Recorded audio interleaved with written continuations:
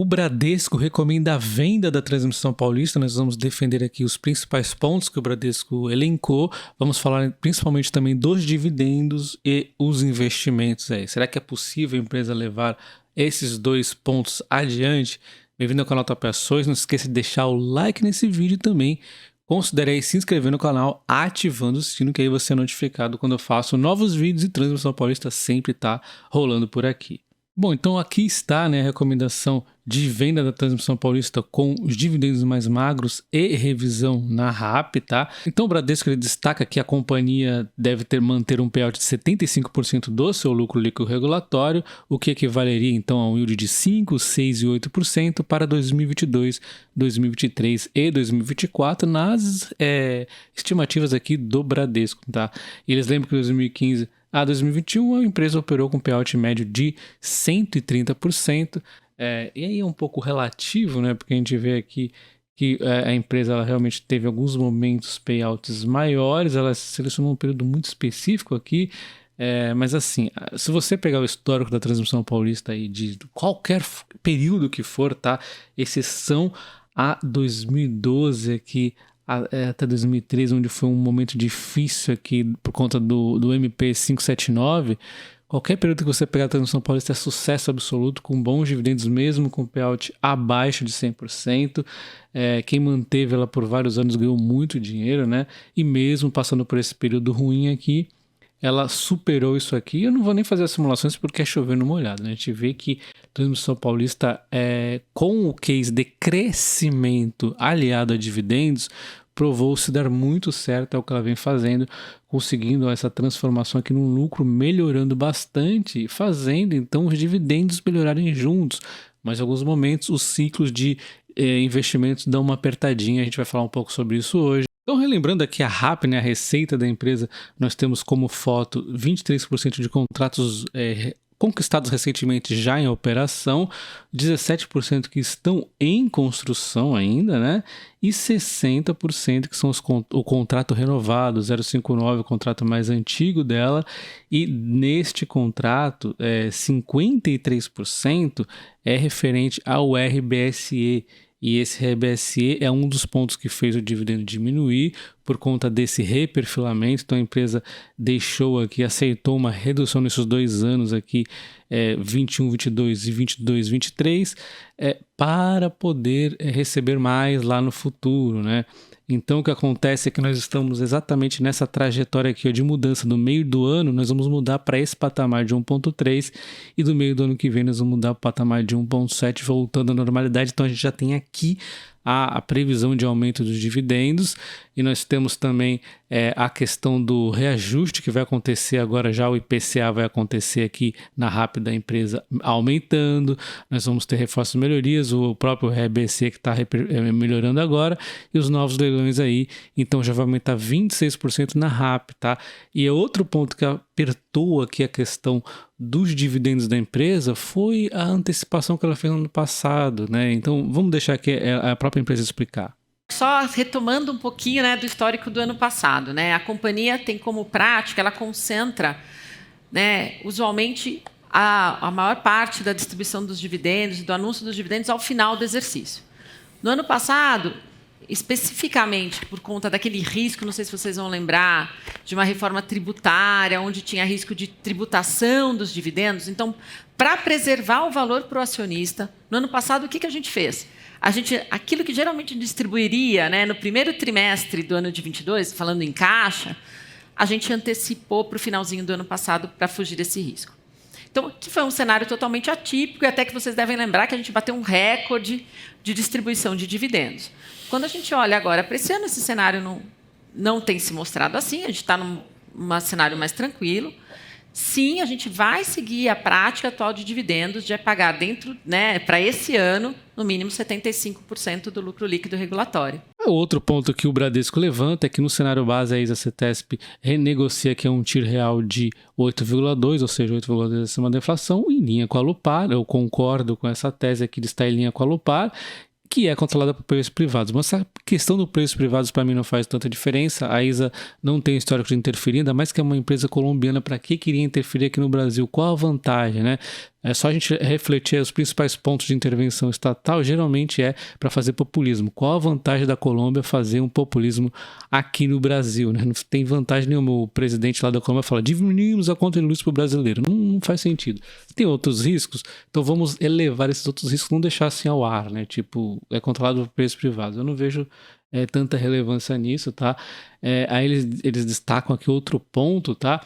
Que é a disciplina na alocação de casa de capital da ISA está sendo muito agressiva, né? Os tiros médios aí dos leilões têm sido em 7,7, e aí existe um ponto muito interessante para a gente alertar aqui, é como se eles estivessem ignorando o case específico da cada empresa. A Transmissão Paulista ela leva muito a sério os leilões que ela remata e ela trouxe aqui explicações dos últimos lotes. Aquela média, ela consegue tirar mais dessa média aí, tá? Ela teve aqui um CAPEX extremamente explicado, com todo o desembolso, como que vai acontecer. Existe uma curva mais folgada para o lote maior que ela ganhou. Existe aqui contratos grandes aí de fornecimento de material que vai dar descontos para ela, né? Nós temos aqui um cronograma de antecipação nas entregas no contrato maior, nós temos vantagens tributárias no contrato menor, nós temos eficiência operacional, tá? Com sinergias com os ativos existentes. Eu já mostrei em outros vídeos que a Transmissão Paulista é campeã de eficiência, tá? Até mesmo da Thaís ela conseguiu ali ganhar em termos aí de eficiência nas suas RAPs executadas. Nós temos a questão dos financiamentos, as próprias empresas de energia ela já tem aí em transmissão super perenes, né, uma vantagem de pegar captações mais baratas, né, debêntures de infraestrutura, né, e ela tem ainda até o momento o caixa suficiente também para não ficar tão alavancada, né, não é um risco para a Transmissão Paulista esses investimentos. Na nossa governança, nós não damos bola para deságio. Desculpa a expressão. A gente faz a análise a partir de um CAPEX estruturado pela equipe do Dairon junto com a nossa equipe de suprimentos.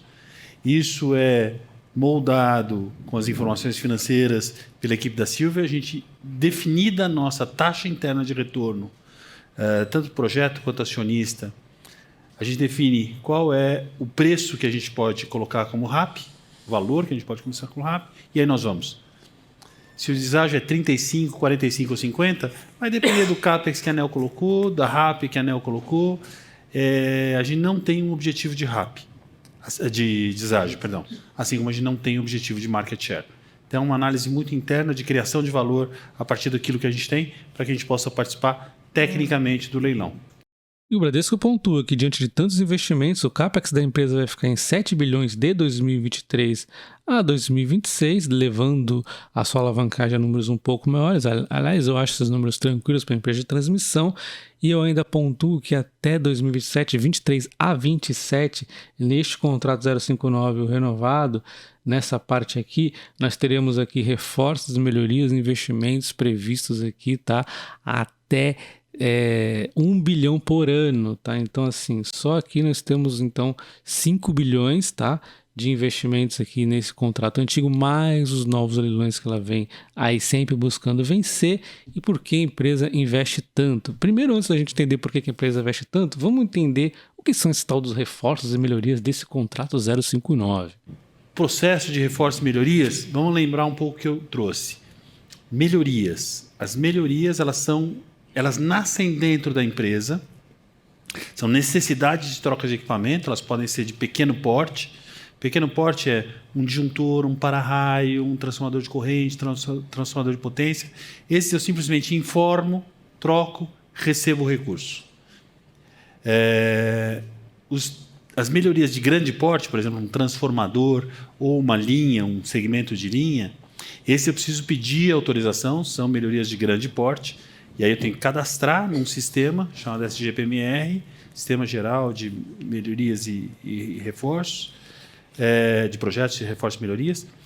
Tendo autorização, eu faço. Então, é assim que funciona. Os reforços nascem de uma necessidade sistêmica. E aí, eles, nascendo da necessidade sistêmica, eles são direcionados para que a gente possa fazer, normalmente com uma interação grande nossa. Hoje nós não percebemos a necessidade de aumentar além desse ritmo que a gente já cresceu e que a gente deve navegar agora na faixa de R$1 bilhão. Mas isso é muito vivo. É muito vivo, os reforços podem estar sendo previstos nos próximos meses por alguma necessidade que a gente desconheça, ou alguma melhoria pode ser necessária por alguma questão que a nossa área de operações perceba no dia a dia. Então, mas hoje é isso que a gente tem como previsão. Já tem uma realização importante de CAPEX a ser feita nessa rúbrica. E além dos reforços e melhorias, nós temos os novos contratos que podem ser vencidos aí em leilões. Nós temos no meio do ano um leilão aí com investimento CAPEX de 3,27 bilhões. Então, assim, não é tão relevante em comparação com o que nós vamos ter no ano que vem. Pode ter valores aí exorbitantes, e a Transmissão Paulista, ela está de olho nos leilões de 2023. Pode ser aí vir recordes de leilões até maiores do que isso que nós tivemos no meio do ano, tá? Então, a Transmissão Paulista, ela sempre está atrás de leilão. E agora veja a explicação da própria empresa, aquilo que eu sempre tento falar para vocês. Vi que vocês estão investindo cada vez mais em novas concessões. Isso vai prejudicar os dividendos em algum momento? Obrigado. Oi, Davi. Na verdade, a gente realmente tem investido, e essa é a tendência, né? A companhia quer crescer, e essa é uma forma de garantir a longevidade da companhia. A gente tem que lembrar que o negócio de concessão, ele é um negócio finito. Ele tem um prazo, né? Ele dura 30 anos. Se a companhia não reinvestir, né? Não pegar os recursos da companhia e reinvestir, acaba. Então, a gente tem que, de verdade, a ideia da companhia é reinvestir parte dos valores, sempre preservando, lógico, né? Os proventos aos acionistas, mas reinvestir parte do valor para garantir que esses proventos sejam contínuos e perenes. E a nossa busca está muito alinhada aqui com o que o Rui e a Silvia acabaram de comentar, que é exatamente reinvestir de forma rentável, né? Eu falei e repito que a gente tem mantido aí um track record de 2 dígitos no retorno desses novos investimentos, o que é excelente para o acionista, porque está gerando valor. Se me permite complementar, acho que a análise que a gente faz como novos negócios é justamente trocar um pouco o trade-off entre dividendos hoje por mais dividendos amanhã. Sempre, né? Então, assim, mais dividendos sempre. Se fosse simplesmente trocar dividendo hoje por dividendo amanhã, não vale a pena, pagou hoje, né? Mas como a gente calcula uma rentabilidade mínima adequada para aquele perfil do investimento, é justamente porque eu vou multiplicar esse recurso que eu estou investindo para ganhar mais para frente. Então, é essa equação que a gente busca. Exatamente. Outro ponto que o Bradesco elenca como risco aqui é revisão periódica da RAP, tá? Que acontece eventualmente nesse contrato aqui, que é o maior da empresa. Na verdade, eles estão se referindo a este contrato 059, aqui 60%, tá? Referindo-se a essas duas partes aqui, tá? E assim, eu não vou entrar em detalhes disso para o vídeo não ficar longo, mas você já entender um pouquinho mais como funciona aí, né? Os reforços e melhorias e tal. E essa questão aí, ela acontece uma revisão periódica diferente dos contratos novos, né? Então tem todo um recálculo aí, e que pode acontecer alguma coisa não tão animada para o mercado, mas eu não vejo isso como risco. É diferente ali do que costuma acontecer com as empresas de saneamento, que às vezes dá uma confusãozinha. A transmissão é mais tranquilo, mas é lógico, né? O Bradesco está com medo ali, mas eu não fico, tá? Então, assim, não vejo isso também como um problema, tá? Então o Bradesco tem ali os pontos dele, como por exemplo, essa questão de ter o medo da revisão tarifária, e assim cada um vai ter a sua análise. Então eu não estou recomendando nem compra nem venda, não estou nem discordando nem concordando com o Bradesco, mas para minha percepção, eu, Dalton, não me assusto com nada desses pontos levados pela Bradesco, tá? E eu venho aqui trazer então uma consideração final, que é a questão da transição energética, que eu sempre falo aqui, né? Não é à toa, né, que quando tivemos promoção nas empresas de energia em 2020 e 2021, eles se transformou aí disparado no maior setor de peso na minha carteira, por conta que é difícil ter promoções no setor elétrico, por conta que são empresas extremamente previsíveis e por conta também da transição energética. O setor de transmissão não está por fora disso. Nós vamos ver muitas solares aqui, eólicas, eventualmente sendo instaladas em pontos distantes dos polos consumidores, e linhas de transmissão são cada vez aí mais importantes no Brasil. Nós estamos vendo leilões muito fortes. As empresas que se destacarem agora podem colher frutos lá na frente, tá? Então, essa transição energética vai ter uma importância também para as empresas de transmissão. Eu gostaria que você considerasse se tornar membro do canal. Você teria acesso aqui a preço teto de diversos ativos. Estou para incluir aqui a Transmissão Paulista, exatamente dividendos aqui que ela possa estar pagando em 2023, 2024. Vamos ver se realmente meu cenário aqui bate com o do Bradesco. Tá? Estou fazendo com muita calma essas contagens aí de números. E também membros do canal conseguem corretagem gratuita na BTG Pactual, a melhor corretora aí para estar negociando ações, no meu entender. Eu estou migrando para lá, tá? Então vamos ficar agora com as palavras aqui do CEO da empresa. É muito comum eu ouvir de analistas ou de investidores, pessoas físicas, eu gosto da Isacetep, se bem que muita gente fala que gosta da TRPL4 ou da Transmissão Paulista. Às vezes eu sinto que a gente tem uma crise de identidade, mas somos todos um só, pela alta previsibilidade e pela capacidade de pagamento de dividendos. Se eu tivesse que somar alguma coisa, e foi muito a nossa vontade no encontro de hoje, foi trazer 2 elementos fundamentais na reflexão de quem tem interesse em investir em transmissão. Primeiro, essa é uma empresa que está no negócio que será catapultado pela transição energética. Tem uma oportunidade de crescimento em transmissão de energia gigantesca. Então, além de ser uma empresa pagadora de dividendos, uma alta estabilidade, tem um crescimento potencial muito interessante e essa empresa sabe fazer obra, essa empresa sabe crescer, essa empresa sabe operar com sustentabilidade. Então, essa é uma dimensão importante. E a segunda dimensão, e aí, de novo, eu peço desculpas e agradeço a tolerância de vocês na minha apresentação dos aspectos regulatórios, por ser uma empresa que tem um contrato renovado, ela tem uma segunda dimensão de crescimento, que é a renovação dos ativos do contrato legado 059 em São Paulo. Então, se eu tivesse que indicar para um investidor pessoa física, para um analista, até mesmo para um amigo, olhe além do óbvio. O óbvio é receita garantida, dividendos conhecidos, negócio estável, sem risco de volume, sem risco de preço. Olhe um passo além, você vai ver a oportunidade da transição energética e da sustentabilidade com muito valor gerado pelas nossas equipes que são super competentes em crescer e operar. E olhe um passo além e veja que essa empresa tem uma oportunidade de crescimento na gestão dos ativos legados aqui em São Paulo, que a gente apresentou para vocês hoje. Então, é isso que eu traria como elemento para, se não convencer, esclarecer e dar a alternativa da pessoa ter a informação adequada e fazer o investimento do seu recurso pessoal.